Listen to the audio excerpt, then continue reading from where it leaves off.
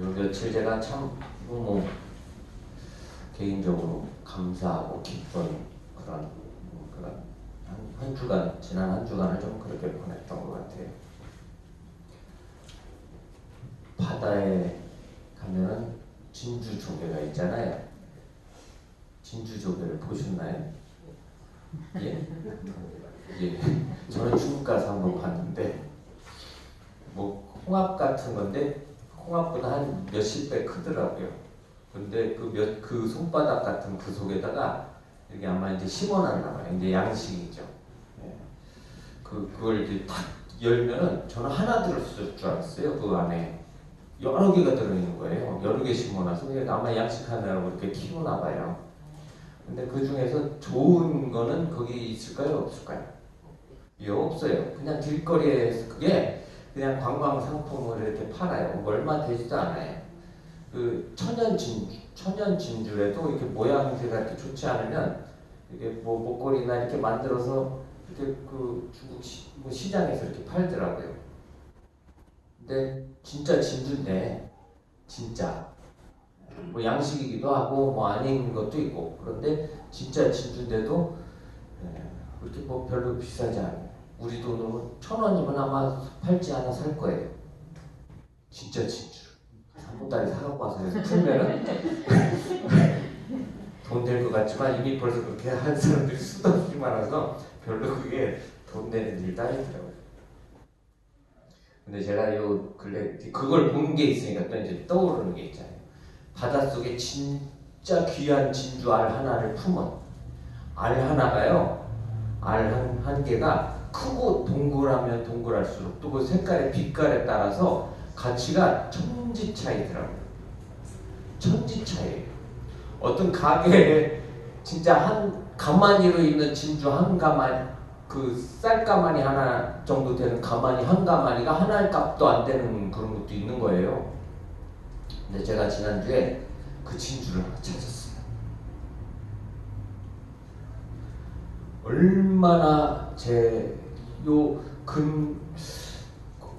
기력 뿌잖아 나 이런 기쁨을 누린 게 얼마나 됐을까. 늘 한 번 항상 기쁘고 감사함이 있지만 와 진짜 이런 기쁨은 제 짧은 세월 살아오면서 그렇게 많지는 않았었던 것 같아요. 그런데 그 바닷속에 진주 조개가 있잖아요. 근데 그 뚜껑을 다 어떻게 열어보겠어요? 예? 그걸 다 사갖고 어떻게 뚜껑을 다 열어봐요. 그리고 얼마나 귀한 진주가 어디 속에 들어있는지를 모르잖아요. 그런데 그거를 하나님이 저에게 찾게 하시는데 그걸 발견을 했어요. 야, 더 바랄 게 순간 하나님이 이제 더 바랄 게 없습니다. 그러면 안 되는데 더 바랄 게 있어야지 또 생길 게 더 많은데 하나님 이제 더 이상 바랄 게 없습니다. 아 이런 놀라운 은혜를 주신. 그렇다고 제가 어디 바닷가에서 진짜 진주 주웠다는 얘기가 아니라 값진 진주를 발견하면 뭐예요? 밭에 감추인 보화를 발견하면 그 발견한 사람은 뭐예요? 그걸 사야죠. 자기 가진 전부를 다 팔아가지고 와서 그걸 사야 된다고요. 그만큼 그게 소중하고 귀한 거라고요. 그런 걸 하나씩 발견하시길 바랍니다. 아멘. 근데 그게 다 사람마다 다 원하는 게 달라요. 저는 제가 원하는 걸 찾았어요. 우리 성도님들 각자에게 그 원하는 그 값진 그게 다 다를 거예요. 그게 틀린 게 아니라 다 다양하다고요. 오늘 우리 각자에게 주신 은사, 사명이 다 다양하죠? 예, 물론 하나님의 나라를 위해서 하나님의 일꾼으로 복음의 증인으로 살도록 하신 건 다 똑같지만 각자에게 맡겨주신 일이 다 다르다고요. 다양하다고요. 그리고 그걸 위해서 필요한 게 있어요. 힘이 되는 게 있고 어떤 사람에게는 물질이 힘이기도 하지만 어떤 사람에게는 물질이 별 그렇게 큰 힘이 안 되는 사람도 있다고요. 다 돈 좋아하는 거 아니에요. 다 돈이 필요한 거 아니라고요. 돈보다 더 원하는 게 있어요. 돈보다 더 필요한 게 있다고요. 돈이 나쁜 게 아니라 기술보다 더 필요한 게 있어요. 사람마다 그게 다 틀리다고요. 다 똑같이 엮어가지고 그렇게 살 수 있는 게 아니죠. 인생 다양하게 하나님이 다양하게 만드셨는데 생김새만 다양한 게 아니라 삶의 모습도 다 다양하다고요. 그런데 어떤 하나의 틀에 맞춰가지고 그게 모델인 것처럼, 그게 성공한 인생인 것처럼, 그게 훌륭하고 본받아야 될 삶인 것처럼 제시할 만한 건 별로 없어요. 예수님 말고는 없다고요. 별로 그런데 저는 그 별로 없는 중에 하나를 만났어요. 와, 이렇게 살아야 되겠구나. 이분의, 예. 그리고 그게 위로가 되고 힘이 되고 또 능력이 되게 하시더라고요. 빨리 찾으시기를 바랍니다. 그러면 좀 더 자유로워지실 거예요. 하나님은 우리에게 자유를 주셨는데 오늘 우리가 자유를 못 누려요. 뭔가 삶에 그냥 매여가지고 쫓기듯이 또 아니면 뭘 쫓아가듯이 그렇게 사는데 좀 주신 자유를 잘 누리면서 살아갈 수 있는 그런 능력인가 보화를 다 오늘 우리에게만 그런 하나님의 주신 선물 보화를 찾으시기를 바랍니다. 마가복음은 이제 4장인데요. 4장. 제가 20절까지 말씀을 좀 나눴어요. 자, 오늘 본문 속에 오늘 우리가 꼭 알아야 될 것을 지금 예수님 가르쳐 주세요. 꼭 알아야 될 것. 자, 10절 보세요. 예수께서 홀로 계실 때 함께한 사람들이 12제자와 더불어 그 비유에 대하여 물으니 예수님의 말씀을 가르치시는데 바닷가에서 예수님 말씀을 가르치셨는데 많은 사람들에게요. 그런데 어떤 사람들이 제자들과 같이 예수님의 말씀에 대해서 이제 물었어요. 그 비유로 가르치신 것에 대해서. 자, 그런데 예수님이 이제 대답하신 오늘 11절이 중요해요. 이르시되. 지금 제가 계속 말씀을 한 장씩 쭉 이어서 보면서 제일 중요한 게 예수께서 말씀하셨다. 누가 말했다. 이 이제 주어하고 동사가 제일 중요하다고 그랬죠. 예.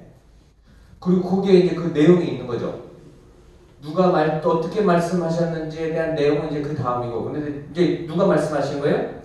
11절에요. 예수께서 말씀하셨다예요. 우리말 성경에 그냥 이르시되 이렇게 되어져 있지만 이 앞에 예수님이 이제 말씀하시는 거예요. 답을 주시는 거라고. 예수님이 주신 답.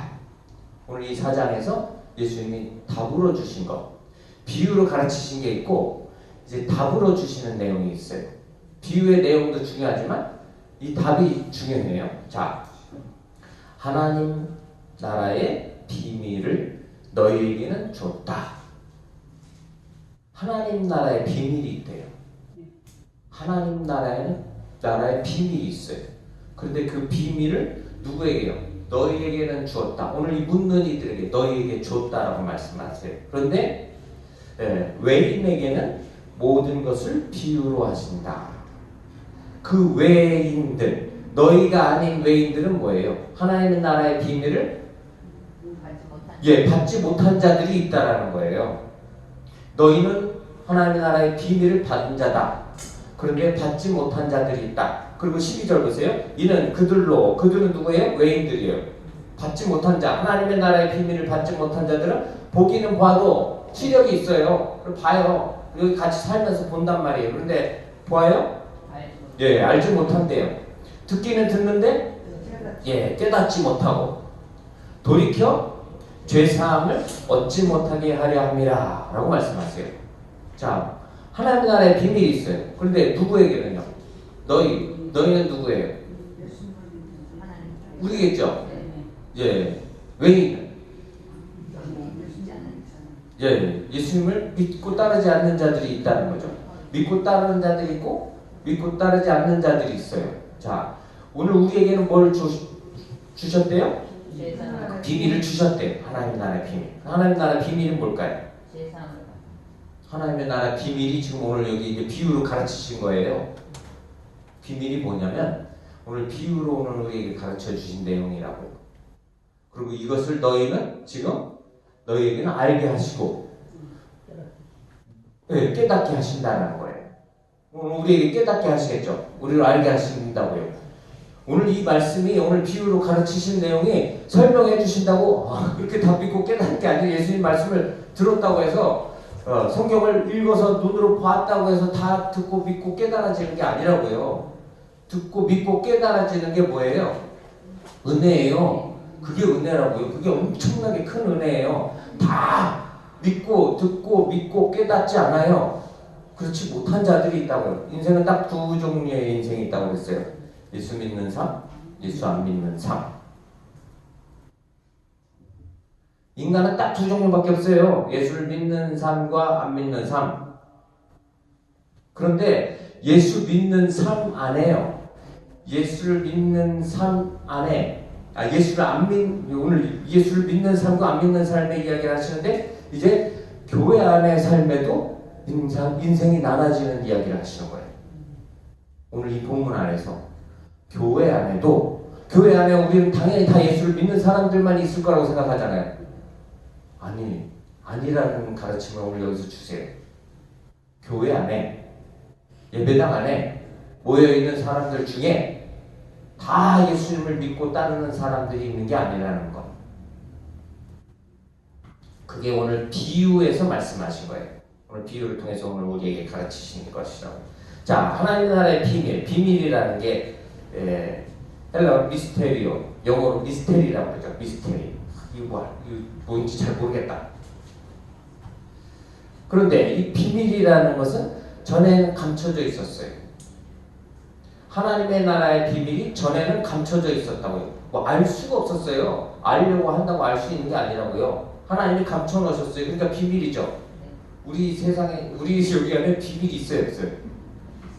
비밀이야? 그럼 말했는데 다음에 가면 다 알고 있어. 어떻게? 다른 사람한테 말하지 마. 그럴 때 제가 엊그저께인가 무슨 드라마 잠깐 보는데 비밀이야.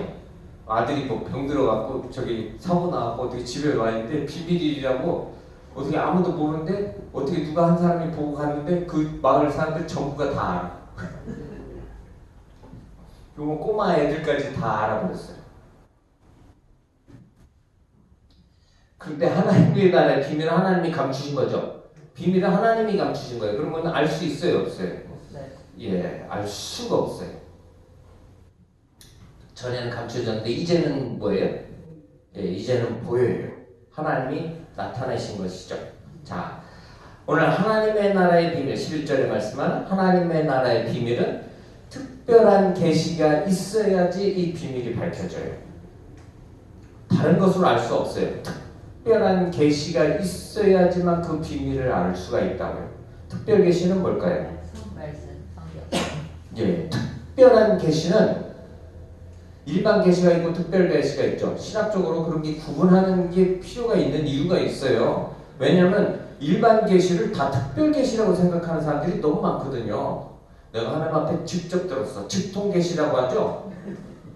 좀 은사 기도를 좀 열심히 하고 또 열심히 있는 분들, 열심히 이제 신앙생활 하시는 분들 중에 이 직통 계시를 이렇게 많이 받는 분들이 있어요. 기도하면 하나님이 기도에 대해서 그 환상으로든 아니면 뭐로든 꿈으로든 뭐로든 이렇게 나타내 보여주시는 게 있죠.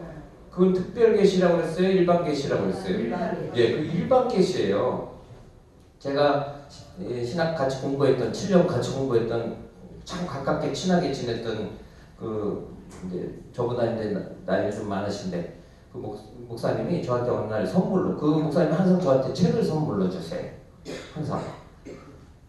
그런데 그날도 내가 책을 한 권 선물로 주셨어요. 우리나라의 유명한 서울대학교 나오신 소설가, 유명한 소설가예요. 저는 듣도 보도 못했는데 제가 소설을 별로 이렇게 좋아하지 않아서 그런지 몰라도 근데 이제 그분이 하나님을 만난 이제 그런 간증을 그 책에다 이제 기록한 거예요. 그냥 일반 소설이 아니라 하나님을 만난. 그런데 거기에 시작을 제가 좀 몇 장 읽다가 그냥 그 책을 그날 덮고 그 다음에 그 구석에다 처박아내 버렸어요. 이 내용이 뭐냐면 제가 책을 덮은 이유가 어느 날 하나님이 자기한테 직통 계시로 나는 하느님이다 라고 말했다는 거예요. 하나님이 아니고 하느님이다. 그런데 당신이 딱 그 하느님이다. 하늘에 있는 신이다. 나는 하느님.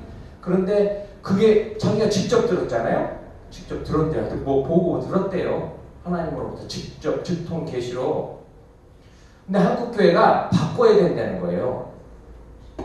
가톨릭에서 하느님이라고 하는데 기독교에서는 하나님이라고 하잖아요.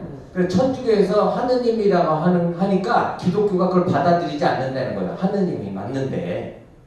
근데 또 그래도 명색이 서울대학교 나오시고 국어, 국문학, 소설 쓰실 정도니까 이제 그분이 하시는 말 중에 하나가 문법적으로도 하나님은 틀리는 거고 하느님이라고 하는 게 문법적으로 맞다는 거예요. 국어 선생님이나 할 만한 소리인 건데 국어 전공하신 분이 할 만한 말인데